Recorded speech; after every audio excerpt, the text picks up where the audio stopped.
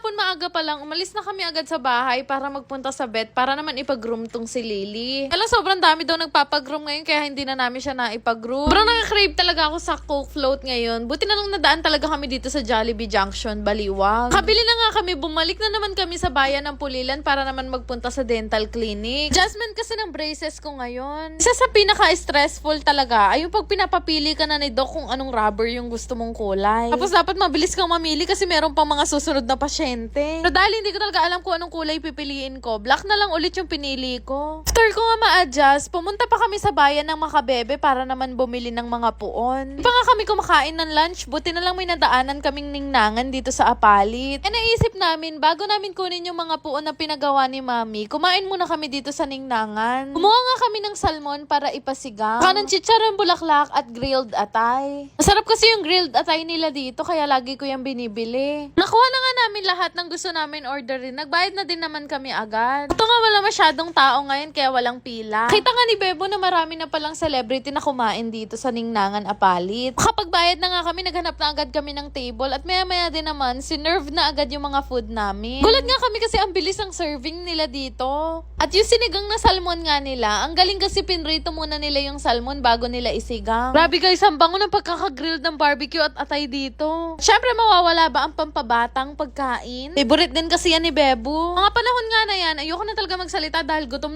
na talaga ako. Perfect talaga yung pagkaasim ng sinigang na salmon nila dito. Syempre tinikman ko na rin yung pampabatang pagkain. Di nga ako masyadong mahilig sa mga ganito kasi mabilis akong mahilo. Pero grabe guys, ang sarap ng chicharong bulaklak nila dito. Malaman tapos sobrang lutong din. Pero tong si Mami at Bebo mahilig din talaga sa ganito eh. Pero hindi talaga perfect ang lunch kapag walang malamig na soft drinks. Fast forward na natapos na nga kami kumain, binalikan na agad namin yung sasakyan at lumusong na kami sa ilog. Ay, baka pala yan. Dito nga pala kumukuha ng mga puon si Mami sa Makabebe. Tinamaan namin siya kumuha ng puon dahil nagpagawa siya ng 30 na San Isidro. Mag-iisang taon na pala siya kumukuha ng mga puon dito. Okay na nga lahat ng mga in-order ni Mami na San Isidro. Tinulungan na kami ni Bebo na ilagay lahat yun sa sasakyan. Bait nga ng may-ari kasi inallowed pa nila kami na mag-video at pumasok sa pagawaan nila. Sabi, sobrang na-amaze nga ako nung pag-akyat ko kasi nakita ko sila kuya, nag-i-scalp sila ng mga puon. Iba-iba yung position nila, tapos ito namang sila kuya, sila yung mga nagpe-paint. Sobrang naka-curious talaga kasi ako kung paano gawin to. Kaya nung nakita ko to, nagulat ako kasi ganun lang pala siya gawin. Sabi guys, ang gagaling ng mga kamay nila at ang bibilis lang nilang gumawa. Pero kahit wala pa nga mga kulay, madidistinguish mo na agad kung ano yung mga hawak nila. Sayang nga, walang mga gumagawa ngayon dito kasi nag-lunch break daw. Kasi gusto ko rin sana subukan. Dito nga si kuya, sa kanya binibigay yung mga na-scalp at napagdikit na ng mga puon. Siya naman yung mga nagtatapal ng mga butas-butas. Galingan, dami niya na agad natapos ngayon. Gatapos nun, binababa na nila para naman make-upan nitong si kuya. Nagulat nga ako kasi mas magaling pa siya mag-contour at magkilay sa akin. Ang galing-galing nitong si kuya. Kay kuya na lang ako magpapalagay na eyelash.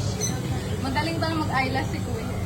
Seryoso yun guys, ang galing niya maglagay ng eyelash. Nakakatuwa nga kasi kakilala na din ako ng mga may-ari nung pagawaan nito. Lagi daw kasi ko pinanunood nung anak nila. After nga nun, dumaan pa kami dito sa Apalit para naman magpa-check ng sasakyan. Pagawaan lang talaga ng sasakyan, dito talaga sa Apalit ang puntahan. Mga 2 hours nga din kami naghintay ni Mami sa kung ano mang pinapagawa ni Bebo sa sasakyan. Salamat naman at pauwi na kami dahil sobrang inaantok na talaga kami sa daan. Pero dahil nagutom kami kakahintay, bumili muna kami ng turon at buko juice. Dahil hindi pa talaga tapos ang laban dahil kailangan pa namin i-deliver yung mga binili naming puon sa Makabebe dito sa simbahan ng Pulilan. Grabe, sobrang productive talaga ng araw na to. Pero by the way, share ko na rin sa inyo yung isa sa mga games na madalas kong laruin. Ito naman yung Kirin game. Napakadaming laro ang pwede mong laruin dito at sobrang dadali lang talaga lahat. Madalas ko talagang laruin to dahil malaki natutulong sa akin ito dahil ang dami ko napapanalunan. Kinaganda nga dito sa Kirin game, meron silang lucky spin na pwede kang manalo ng iPhone 13 Pro Max ang bongga, diba? Pero swertihan lang din talaga.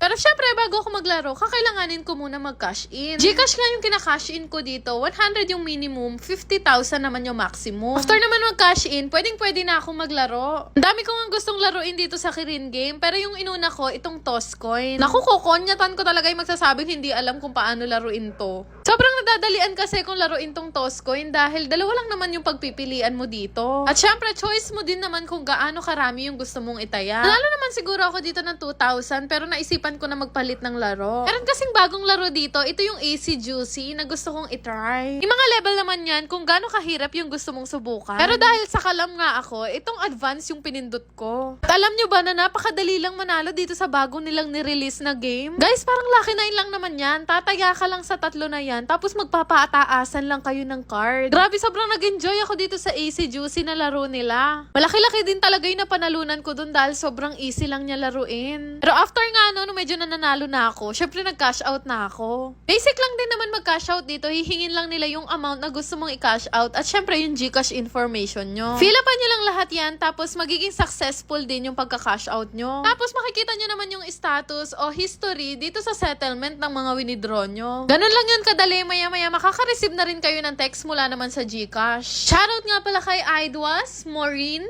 Belle, Normina, Baby Jean, Shin, Ara Cristel, Lian, Mikey Lucena, Marian Grace, Calvin Sabaris, at kay Maros. Shoutout po sa inyo lahat! Yan lang naman! Salamat!